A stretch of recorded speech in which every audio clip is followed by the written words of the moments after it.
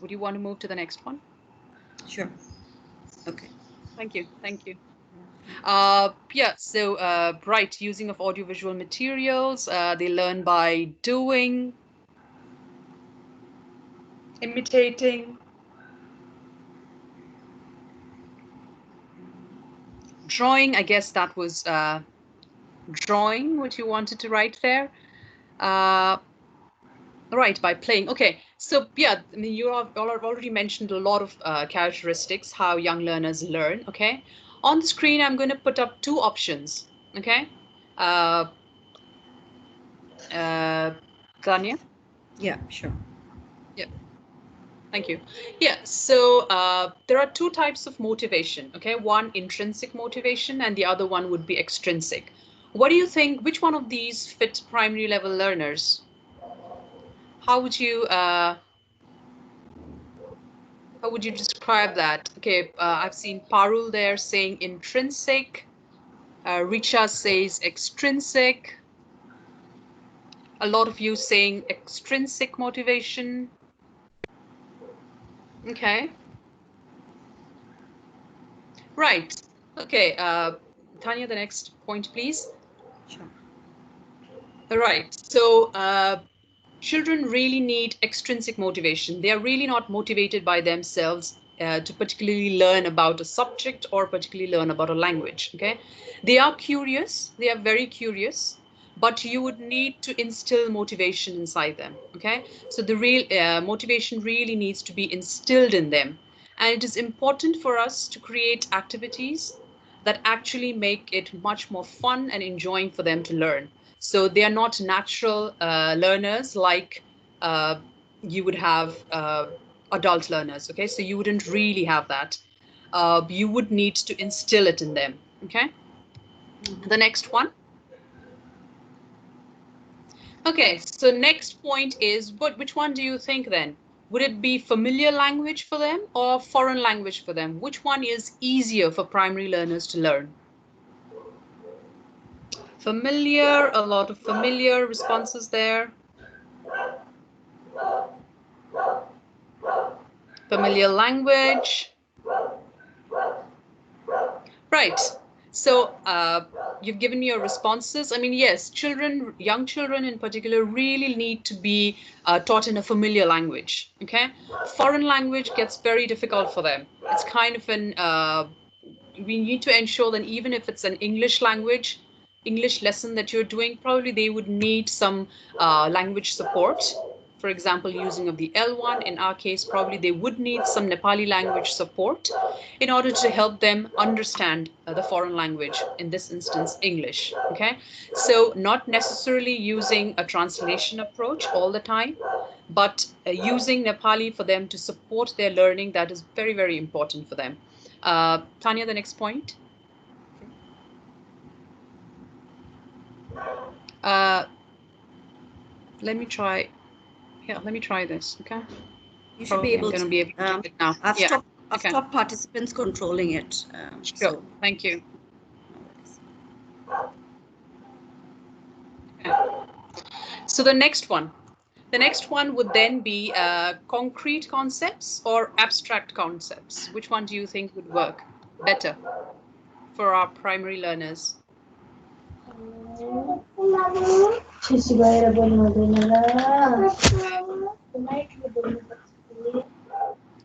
A lot of us say concrete.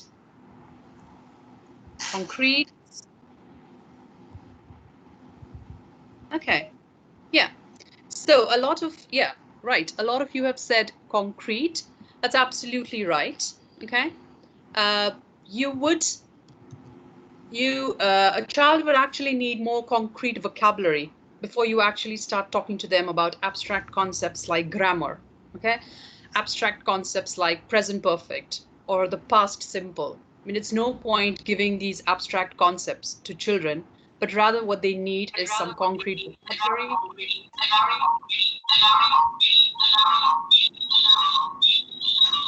My goodness, somebody's. There's a lot of background noise coming. You would really need to close your, switch your microphones off, please. Okay. Even while teaching simple things like adjectives, rather than giving them a abstract idea of what an adjective is, probably is just asking them to do simple things like, okay, describe yourself, describe describe your house, describe this orange, this fruit, rather than telling them use adjectives. Okay, so such concrete vocabulary is actually very important rather than abstract concepts. What about this one? Is it much talk, less text, or less text, less talk, much text? Which one of these options would you use for our primary learners? Much talk, less text, right? We've got Gauri telling us it's the much talk, less text. The first one, both at an optimum level. Okay, we've got someone saying that.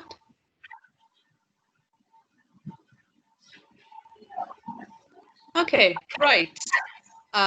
Much talk and less text. Okay, that's really the mantra that you should be using with our primary learners. Listening and speaking skills definitely before any writing and reading. Okay, the first two skills are the ones that our primary learners really need to be good at before they actually do a lot of writing and reading. Okay, and you as a teacher should also be able to do much talk with them rather than show them lengthy texts, rather than getting them to read lengthy texts. Even while you're doing your online lesson, getting them to read a lot of text on the screen, probably that's not the right approach. And also getting them to be talking a lot with each other. Okay, that's another thing that you really need to ensure when you're dealing with a class of primary learners. Okay, what about this one? This is about assessment. Is it paper-based, exams, tests, or alternate ways of assessment? Which one? Richa says alternate. Alternate ways are better.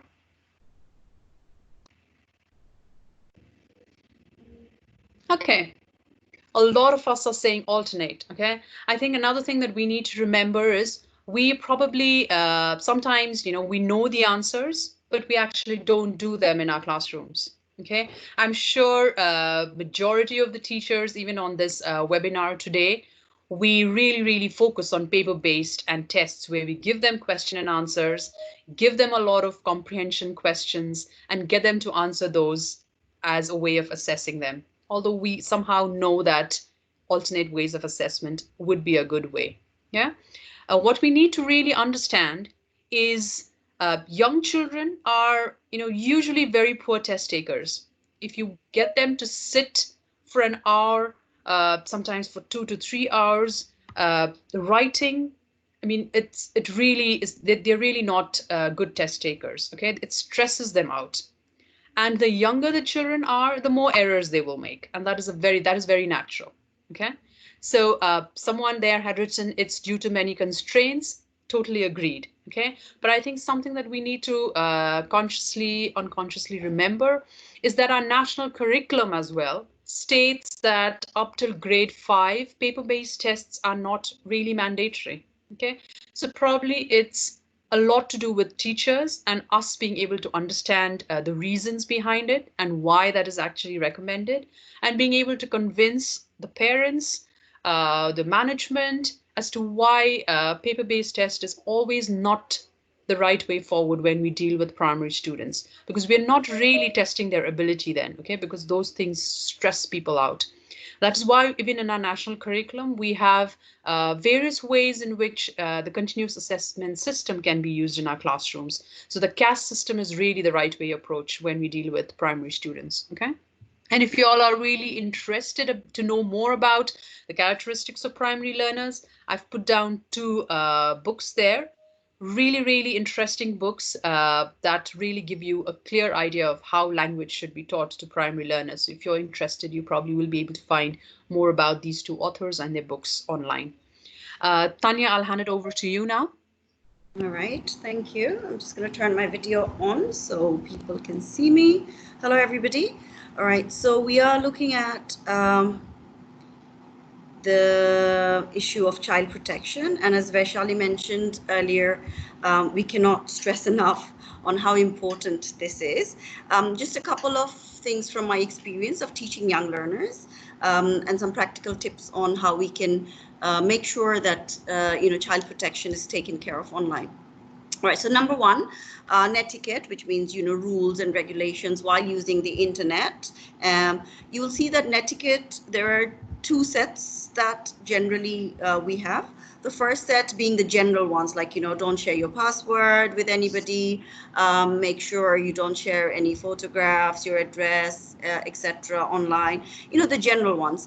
We've got ones that are set by the platform as well. For example, if you're using Zoom, Zoom will have its own set of rules and regulations.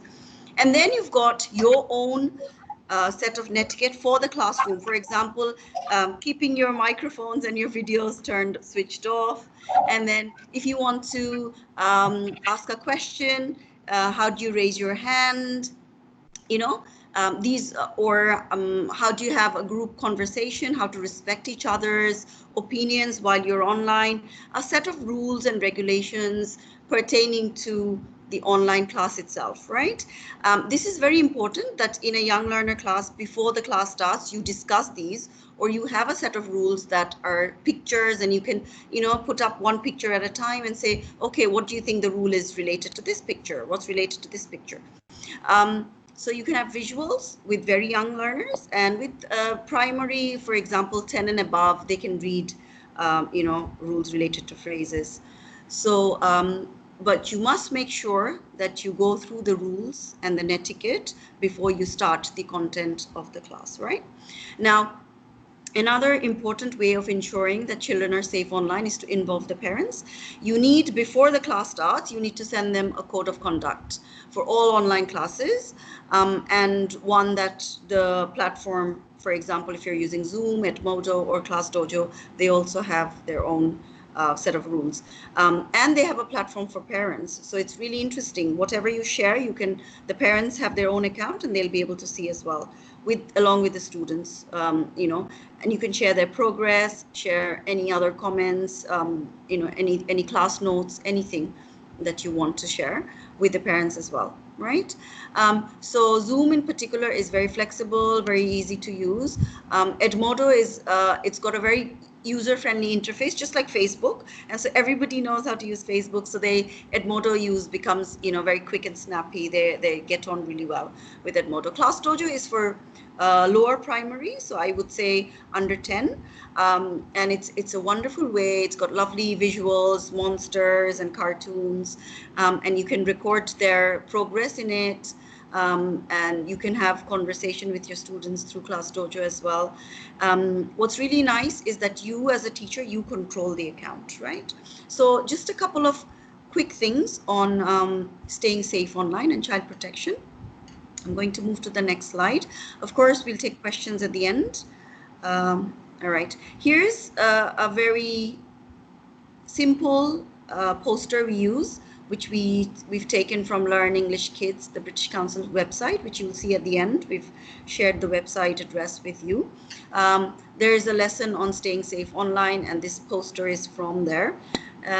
This is a nice way of, I usually use a poster like this at the beginning, and I say, okay, so what do you think this one means? What does this one mean? And we elicit the safety rules from the children, right? So this is a nice poster to use if you want. Let's look at the next slide. Now, remember, we said at the beginning, one of our objectives is to share a lesson plan with you guys. So I thought, instead of sharing one particular lesson plan, why not share a sample, a general format, and then you can use this with different lessons, right?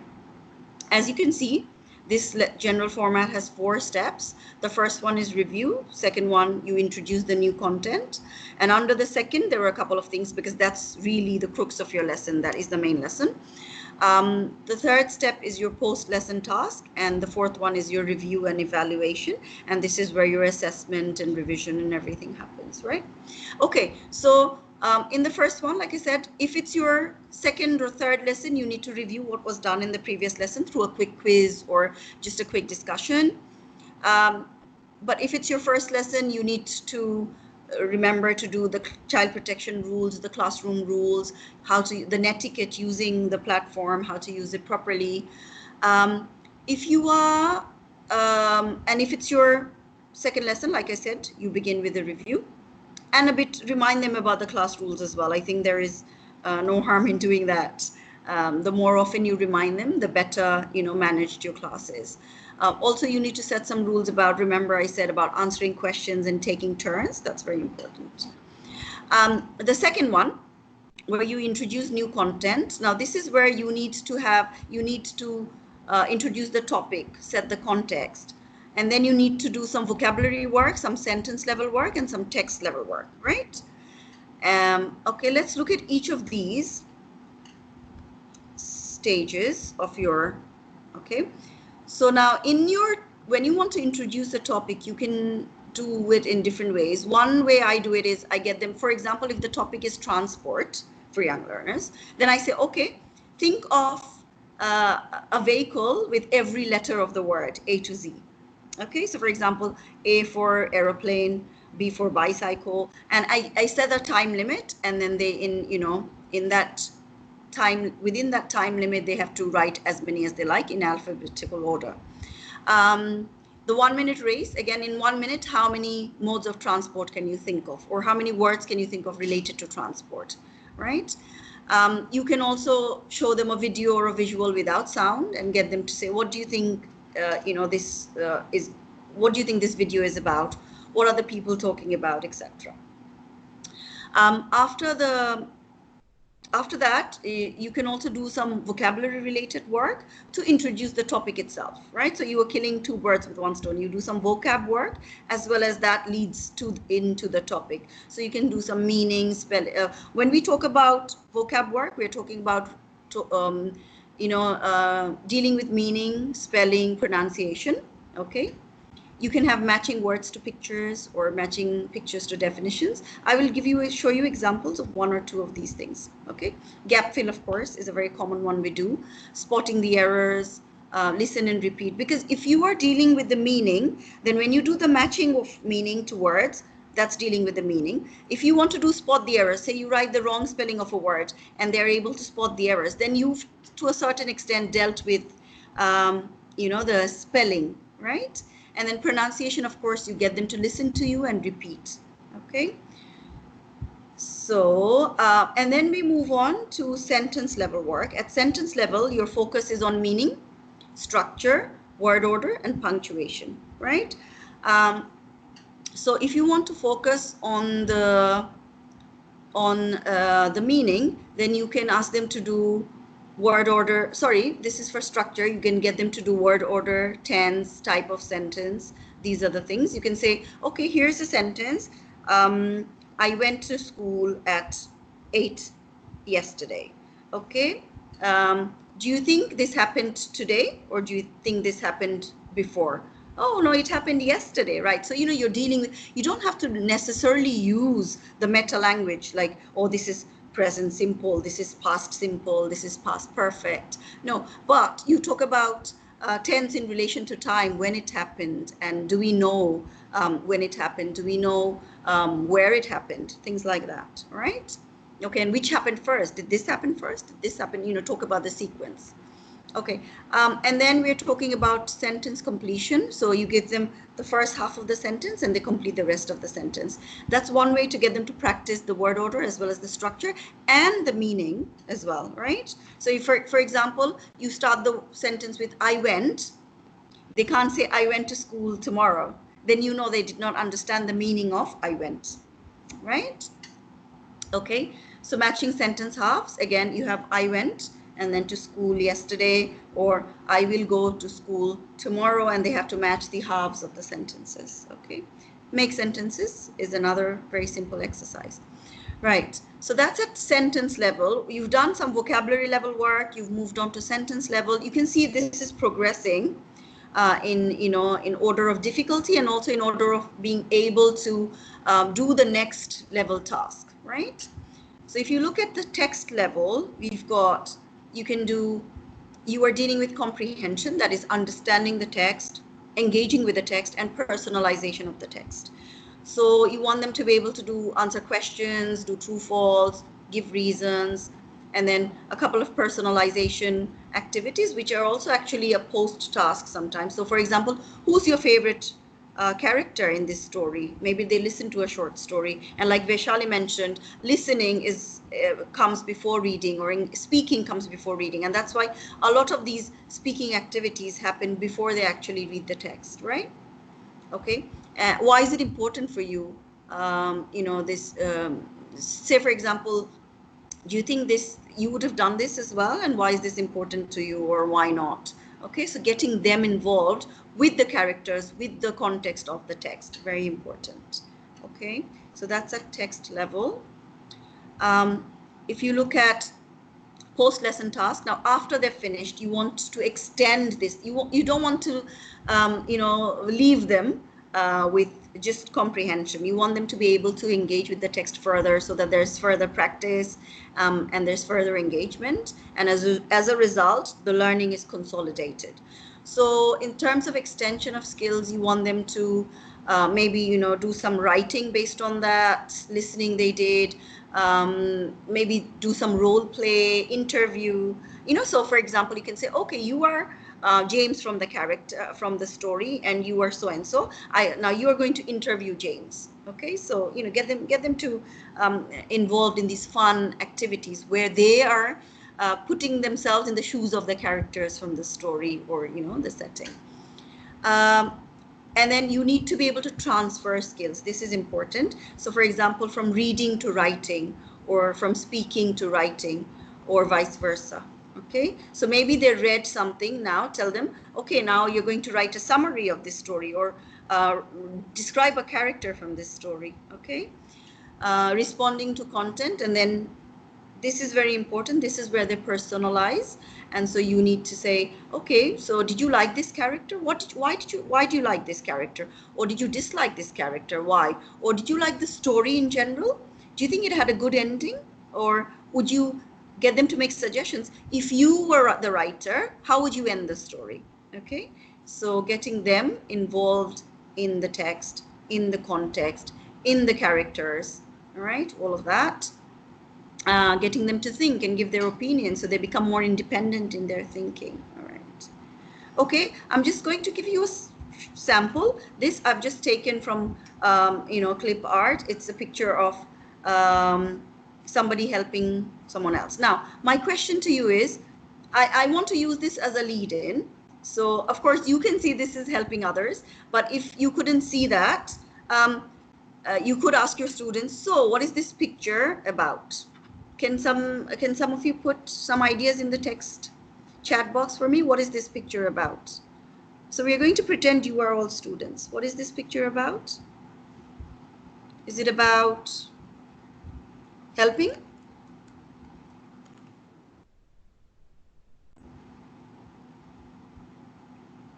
Okay, asking about something, helping, storytelling. Very good. Yeah, okay. Granny's telling stories, helping. Yeah, I put that word helping there, and a lot of helping and asking. Yeah, but yeah, that's what, selling something. Okay, all right, fine. That's one question you could ask. The other question you could ask is, okay, good, lots of good ideas. The other question you could ask is, how do you think these two people are related? Are they related? Yes or no? Maybe, maybe not. Yes, maybe it's the grandmother and this is the grandson. Okay, right. Okay. Do they look happy together? Do they look happy together? Yes. A lot of you are saying yes. Yes, they look happy together. Okay. Good. All right. Fine. So, do you ever help anybody? Ask the students. How do you help at home? What do you do at home to help? Do you help your mom or dad? Okay. Yes, they look happy together. My next question. So, remember, you're pretending to be students. So, do you help your parents at home? Yes. Okay, good. What do you do? What chores do you do at home? Do you do anything at home? Yes, we do. Good. Sometimes. Always. Nice. I cook food. Wow. Cool. Okay, wash dishes. Do household chores. Very good. Clean vegetables.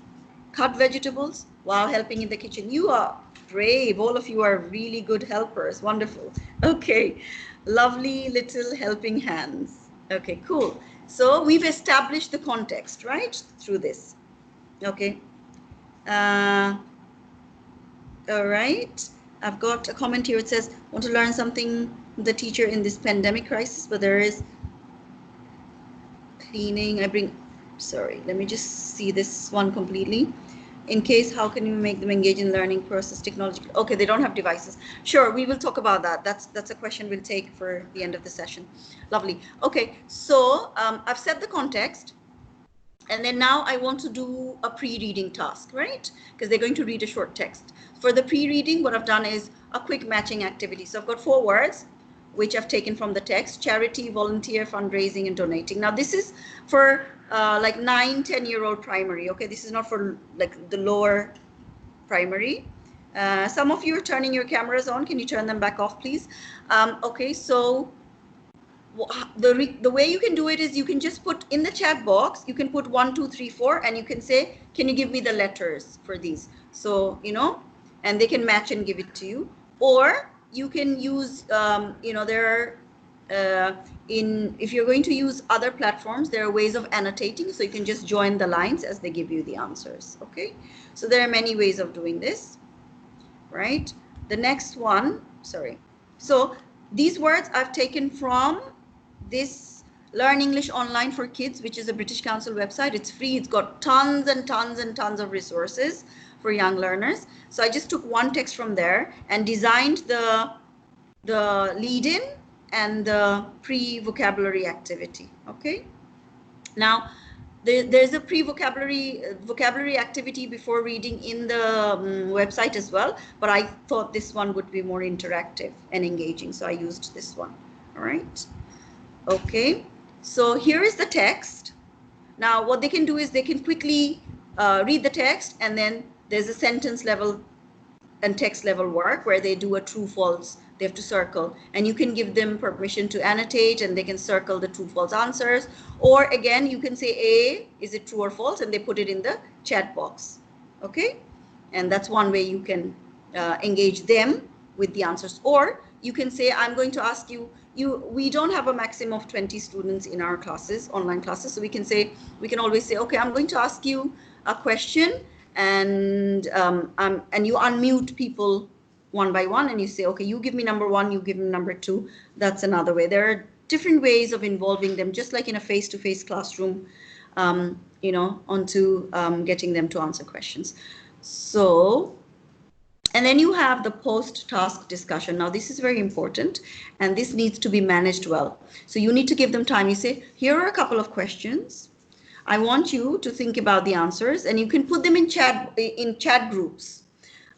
In Zoom and in many of these other platforms, you've got breakout rooms. You can put them in different rooms, and you can say, okay, in your groups, discuss the answers to these questions. And you can visit these rooms one by one and see if the discussion is going on. You can set a time, and after that set time, automatically they all come back to the main room, to the chat room. And then you can have, you know, a further like whole class discussion. Again, management is very important. Make sure you keep everybody on mute and unmute people when you want them to answer questions. Okay, so this is the post-task discussion, which is also, remember, the 4th stage. You have engagement and giving opinions, etc. All of this comes in the post-task stage, right? So these were, this was a quick sample of what we can, you know, what a sample young learner lesson may look like online. And of course, later on, we will be showing you some free resources and answering more questions. I think it's over to Vaishali now, isn't it? Vaishali? Yes. It's over to you, right? Thank you. Yes. Let me take back. I'll turn off my camera and mute myself. Yeah, so Tanya shared a really nice framework for an online lesson that you could do by using a lot of materials that we have online. At the end, I will take you through our website. But before that, I thought I could share a couple very quick activities that you can do with your learners online using the online platform. I mean, you could do this during a face-to-face lesson as well. but it would work perfectly when you're doing it online with your primary learners as well. Okay. If I mean, we did discuss a few. If you had attended the remote basics of remote learning session, there were a couple of activities that we had showed, but today I've picked up a couple that would be very relevant for our primary learners. Okay. So the first one, bingo. It's a really nice language. I mean, I'm sure we've played bingo. Everyone here has played bingo at least once in our lifetime. But you can actually use this like a really nice activity to use to practice vocabulary. Okay, so you can choose. You can use numbers. I mean, alphabets, word families, like maybe just do fruits, do sports, do colors, and make a list of 15 of them. So 15 different colors. Put it up on your screen. Get your learners to create a table, a 4 by 3 table. They pick up any 12 words from that screen, they put it down on their table, and that's their bingo chart. Okay, so once everyone is ready, take names from your list, and as they see the names, they tick it out, and then the same bingo rules apply. It can be a really nice way to practice and revisit vocabulary that you have done with your learners. The next one is kind of a memory game that you can play. Very easy to do it when you're using an online platform. Again, pick up a lexical item, put 10 different objects up on your screen, take pictures from Google, from clip art, put all of those pictures on the screen. So maybe you put pictures of 10 fruits on the screen. Let all your learners look at it for a minute, take down the pictures and get them to guess the fruits that were there on the screen. And the student that guesses the most wins. So it can be a nice competitive game that you can play with your learners. The next one, the alphabet game. Okay, again, very quick. It could work very well with really young learners as well, like maybe grade 8, or even if you do online lessons with your preschoolers, or grade 1. Say an alphabet. So let's say P, and get your students to think of a name that starts with P, or something they love to eat that starts with P. So maybe pizza, or it could be peanuts. So everyone takes turn to say and the word from that particular alphabet that you have chosen, and you can make it closer, where you can say, okay, only a fruit, only a name of a country. So you can use that as your criteria as well. The next one, a treasure hunt. Okay, it's something that children can easily do at home, and they can run around and get these stuff for you. So give them clues. Maybe you can say, run and find a fruit that is yellow. So maybe they run, if it's available, they do it, or they tell you, or run and get something that is red, or run and get something that is round. So just give them clues and they run around and they get stuff and show you on the screen. A really nice activity you can do with your very young learners. Okay. The next one I wanted to share was I Spy, and I'm sure a couple of you have played this game when you were small as well. I mean, maybe you can give them clues similar. I spy with my little eye, something that starts with W, and they guess it from the other end. Okay, get your students to guess. So is it water? I mean, no. Is it a window? Yes. So it helps them practice a lot of vocabulary as well, while they're trying to understand what you've kind of the word that you have want them to guess. Yeah. The next one, we've called it the 20 questions. Again, it's getting them to guess the word, but maybe helping them to frame questions. So when you're doing a session on questioning, using WH questions, or any sort of making them trying out question forms, you can maybe use this task where you think of a word, you tell them, okay, I'm thinking of something, ask me questions, and be able to guess it. So there's an example there. This can really be a nice way to get them to practice questioning skills. Okay, and also to help them be more creative, imaginative. So all of these skills are being practiced. Your students are practicing that skill as well. And again, it's a lot of engaging activity. Yeah. The next one, a definition game. Again, it's about giving them a definition and getting them to guess the word. So it's kind of the other way around. Okay, you can get one of your students to think about it, and the other child asks questions. So you don't have to always be the one thinking. you can actually get your students to be the one who thinks and the other students to participate as well. If you are able to use a breakout rooms, you can even do this in smaller groups. And like Tanya said, you can be around in those groups thinking and seeing whether they're doing it the right way, give them a time and so that they can come back to the main room. Yeah. I've listed down a couple of links there where many more such activities are listed down. Don't worry, we will be sending these links to you. And you can go there and look at various other activities which are very engaging to be able to use in a language classroom or in an online classroom. Okay. Next, I will take you through just a minute. I will take you through a list of websites that are very useful. Just a minute.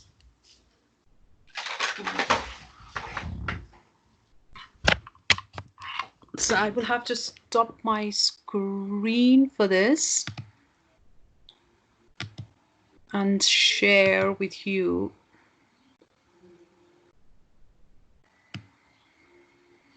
So there are a couple of websites that I wanted to take you through. I hope it's going to work. Okay. Can you all see the screen? Can you all see the Teaching English website? Radha, can you all see the Teaching English? Yes, clear. Yeah. Okay. Yeah. So the link will be shown to you. We'll be sending you the link in a PDF format tomorrow. But I just quickly wanted to take you through the website. Okay. This is the Teaching English website by British Council and BBC. If you go to the Teaching Resources tab, you'll see a link there for teaching primary. Okay. You will have loads and loads of materials here that is specific for primary children. For example, there are lesson plans, there are activities, there are stories and poems there for you, songs, various teaching tools, and all of these materials are free. Okay. What we, in a couple of challenges that we have right now is teachers are having to take online classes, but probably students don't have their textbooks with them. So you're not able to get them to engage with the textbook, but you have your curriculum with you. So you can actually choose activities that fit your curriculum and use it with your children over an online class. Okay. For example, in the stories and poems section, there's a really nice story. I don't know how many of us have read it. I mean, The Little Red Riding Hood. Yeah.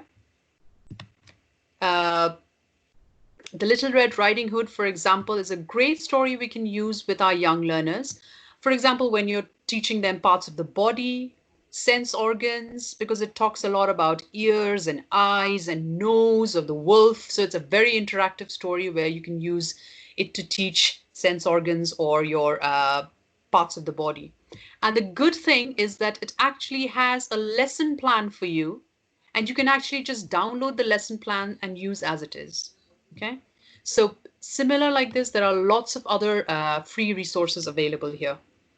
The next website I wanted to take through is Bite Size by BBC. There's a section there for primary level, aged 3 to 11. So although this website is primarily made for the European market, UK market, and the curriculum is based on the UK curriculum, but there are a lot of similarities between our curriculum and the British curriculum as well. Okay.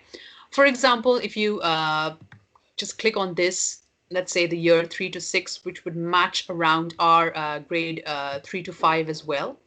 There are various topics here, not just English, maths and science, music. I mean, there's computers, there's lots of information here, lots of materials here, which you can download and use for free. And it will also have lesson plans on how you can use this. Okay, so actually a lot of work will already have been done for you. The next site I wanted to show you was from the Cambridge English site. There is a resources for English teachers link where you will have lots and lots of free resources for preparing learners. So it will again have free lesson plans, lists of vocabularies, sample questions that you can give to them, and you can you can use as tests and to be able to assess them. loads and loads of materials online and authentic materials, which will really be helpful to teach English in this online setting. Okay. And like I said, we will be sending you the list over an email so you can have those lists. I just wanted to take you through them so that you can see exactly what we're talking about. Okay. I think that brings us to the end of the presentation today.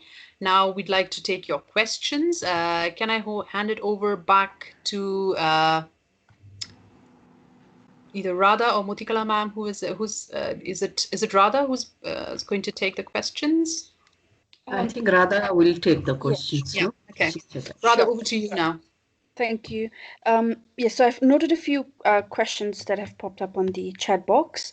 So the first one would be, there are many places in Nepal with no access to internet. So in these remote areas, how can we engage students of primary level in the learning process? Okay. Maybe I'll add a bit, and then Tanya, you can come in. Maybe you've got some experience from Bangladesh as well. Yeah. Yeah, okay. And I mean, I totally understand. Online mode of delivery and online mode of learning is not inclusive. We won't be able to take in as many students as we want. But probably something that we can try out is, I mean, British Council, along with Cambridge University Press, is coming up with a couple of radio lessons, but that is primarily for upper primary, for grades 6 to 8. So that will be coming out very soon. We will let you know. But in the process before that actually comes out, I think something that we can really use is SMS and telephone service. Okay. Or it could even be, even if they don't have online services where they can come and take your lesson online, maybe their parents have access to 4G, and you can actually make a WhatsApp group or a Viber group with your students, so at least you can send them some print materials. There will be lots of activities. I mean, like Tanya shared as well, research, reading activities that you can send off in the WhatsApp. The students can actually download it and do it at home. Or you can send vocabulary items, fill in the blanks, true and false activities over SMS, and you can use that mode of learning as well. I know it's challenging, but it's just about us finding a way out. And the radio lessons probably will be of much more help later. Tanya, anything to add from the Bangladesh? No, I think Vaishali, what you've said is absolutely, I mean, to point. But one more thing I guess we could do is the question like pertaining to people, parents trying to teach their children on at home instead of like, because they don't have access to online lessons? Is that the question? Yeah. I mean, Maybe? because they don't have Okay. online access. Yeah. Yeah. So in that case, I'm sure, there are books at home, and many of the activities that Vaishali showed you, bingo, they can be done, treasure hunt, they can all be done with things that we have in the house. Parents can do them as well. So if you are both a teacher and a parent, lucky you, you know the techniques, and you know about these activities and how to use them. But if you are a parent who doesn't have a lot of teaching experience, well, you've got some ideas today. These can all be used without online resources. So basically what we are showing you is how we can take resources that were not designed for teaching online, because that was not the mode really, and we are trying to apply them online.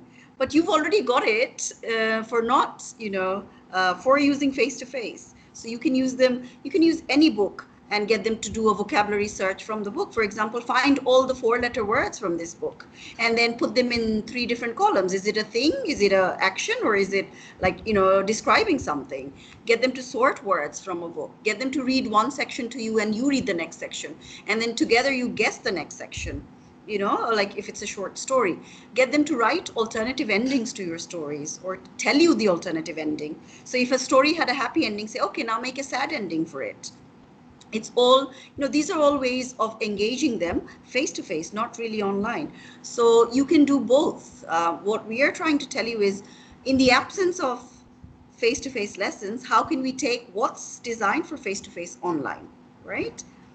So, I mean, doing it face to face should be easy if you're a parent. Yeah. Well, not easy. kids are difficult. Sorry.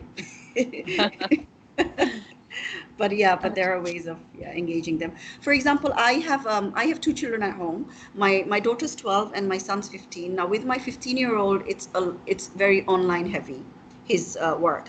But with my daughter, I've tried to keep it less, digital, and we've done a lot of work that is just face to face, one to one, or I've even like in my house, I've got a hopscotch thing drawn on the floor, and then you throw different. If it lands on different boxes, you have to say a different sentence and then move on, and you can. So you need to combine it with something physical as well. Remember, their physical and mental well-being go hand in hand, right?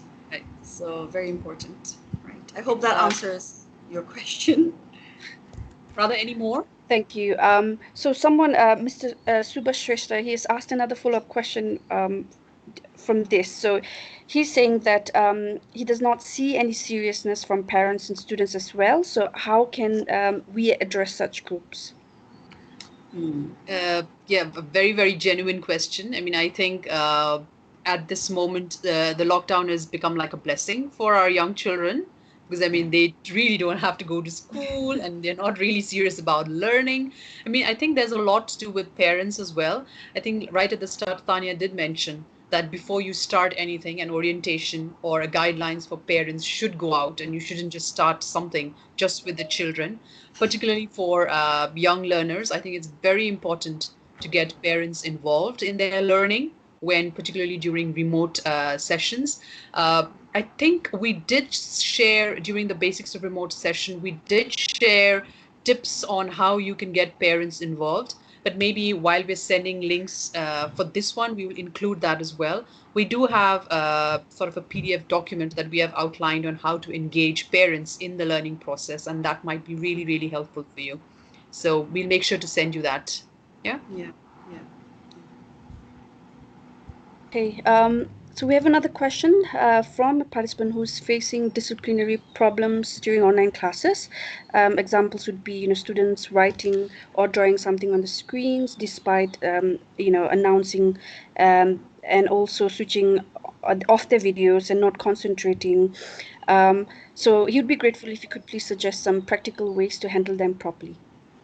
All right. All right, shall I, Vaishali, just Yeah. give a few tips and then you could add some more. So I think one of the first things to do is establish those rules at the beginning of the lesson. Very, very important. And that, parent involvement, like we said, we send a letter to all parents, like an email, a consent form where they agree to be present in the house or in the room while the class is going on. So that, it's like two sets of eyes, not one, right? So basically from our end, we're keeping an eye, as well as there is somebody at the end of the child who's keeping an eye on what the child is doing, right? And parents in general, I don't know about Nepal, but in Bangladesh, they're highly motivated. They really want like the child to get everything, out of these lessons, because obviously there's no school now and they want them to be productively involved in these lessons. So I think getting them involved, as we've said before.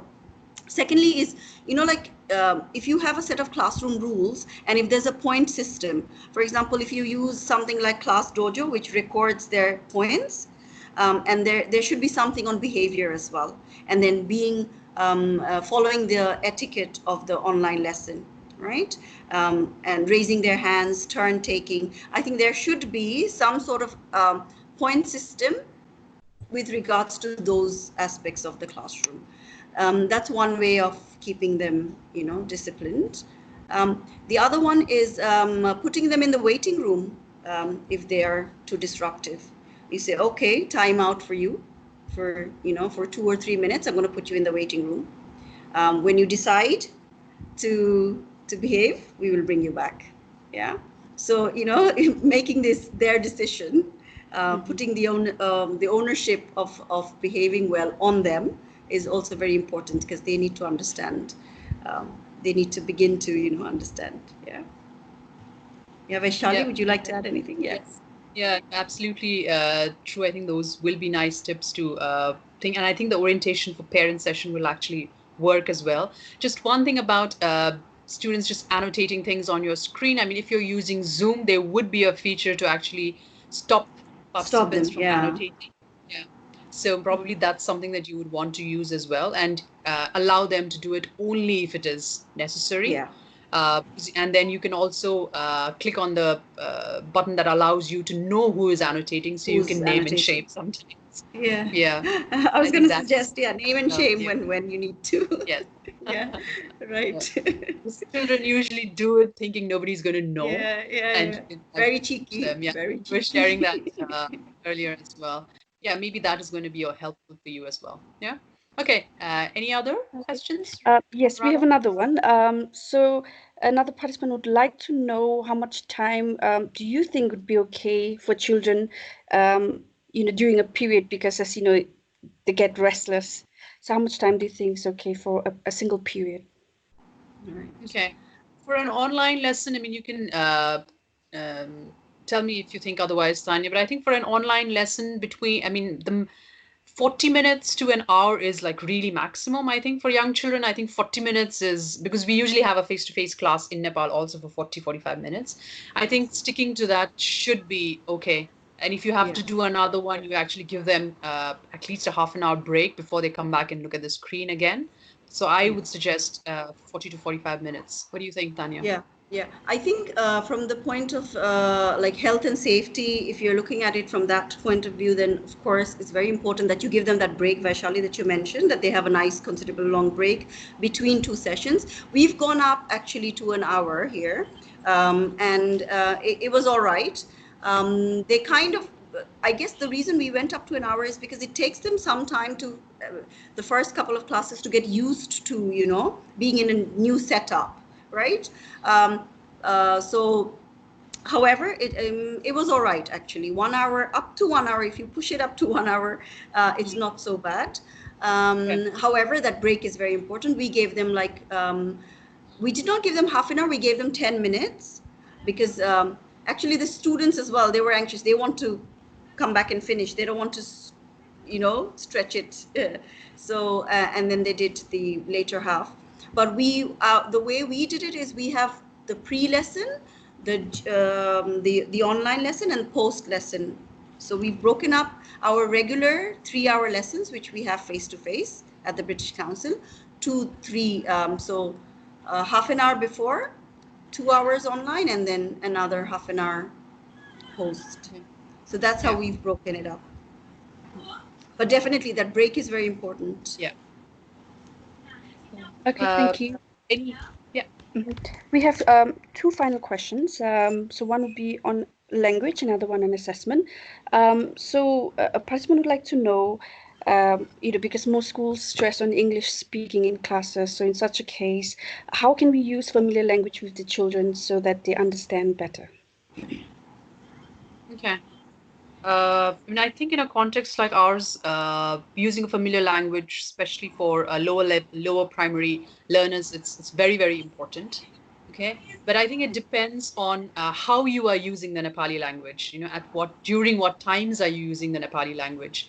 It's no point using Nepali just for translation.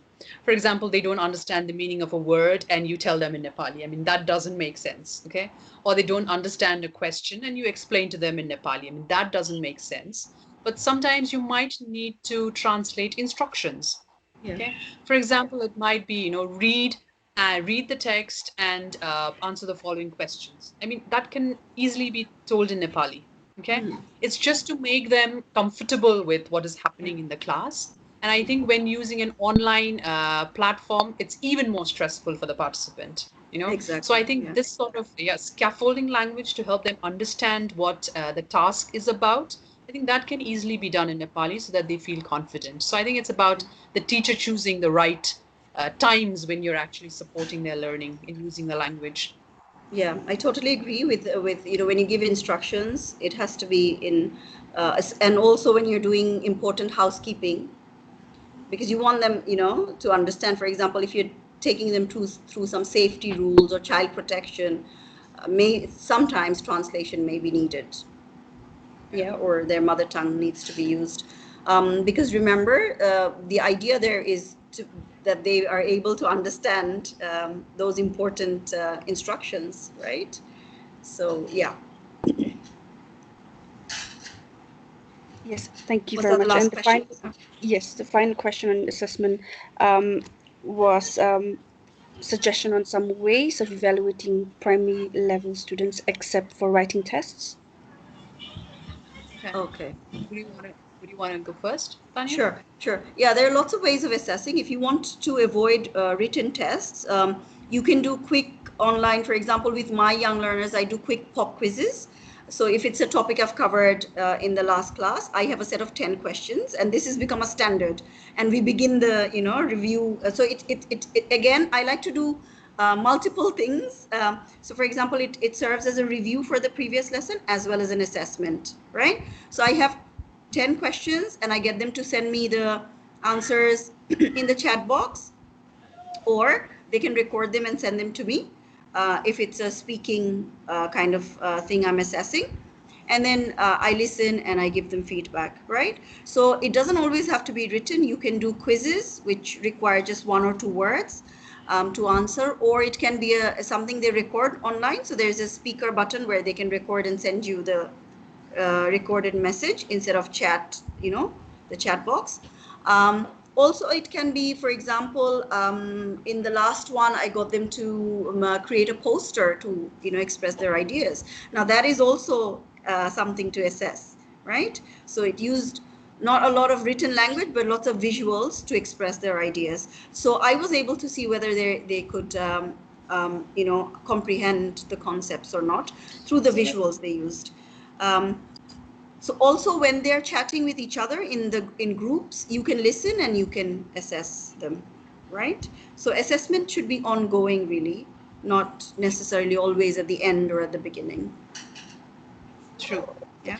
I mean, I think the concept of continuous assessment system, the CAS system that the government has encouraged all primary level grades to actually use, I mean, that's the perfect way of actually doing it rather than always giving them written tests. Exactly. Like Anya mentioned, I mean, just observing and listening, you could actually get them to you're just listening their audio scripts. I think they would love to speak and tell you the answer rather than write the Yeah, answer down. right. Yeah. And yeah, particularly in online platforms like this, we could use a great way to get them to record their answers. And Tanya mentioned getting quizzes. Maybe making quizzes. I mean, Quizlet.com. I've put the link there. Yeah. It's a great link that allows you to make quizzes and share Quizzes. it Yeah. with your Yeah. participants on the screen as well. You try and use that. I think it's going to be very helpful. It's just about Yeah. keeping records of all that they're doing. Yeah. Yeah. And if you want to Um, assess vocabulary, for example, you can use, puzzles and things like that, word puzzles where they fill in the words. And that's another way of assessing them. And it's fun, and they don't know they're being assessed. True. Yeah. Okay, thank you Is very that much. I'm afraid we'll have to end the question and answer round due to time constraints. I would like to hand over to Motikala Madam for the closing. Motikala Madam, please. Thank you, Radha. Time to get lunch. I will do quick word of thanks. Thank you very much, Tanya and Boysali, for your really valuable and insightful sharing on using online resources to support primary learners with the theme of integrating ICT. It was a great sharing in detail on how young learners learn through online resources, about the intrinsic and extrinsic motivation, concrete and abstract concepts that are needed for the young learners, on child protection and etiquette before sharing lessons in the class. Your tips are really, really helpful to getting involved children in the text through online activities. Informations, link and online resources you shared were very informative and useful. I hope all the participants are very much enlightened and they are able to use and apply this in their virtual classes.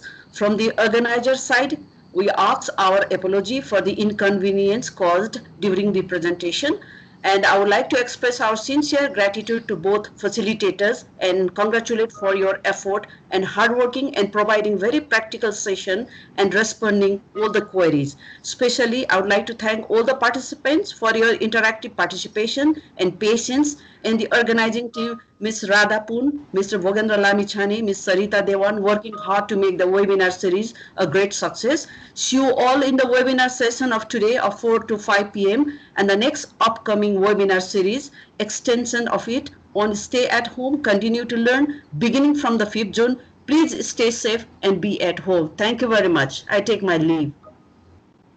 Thank you so much. Thank you so much. Thank you, madam. Thank you. Thank you, Thank you. Vaishali ji and Thank Tanya you. ji. Thank you, you. ma'am. Okay, thank you. So we take our leave. Everybody's hungry. See you in the next session. Yes. All right. Bye. Bye-bye. Bye. It was nice meeting the people from Nepal once again. Thank you all. Thanks. Bye.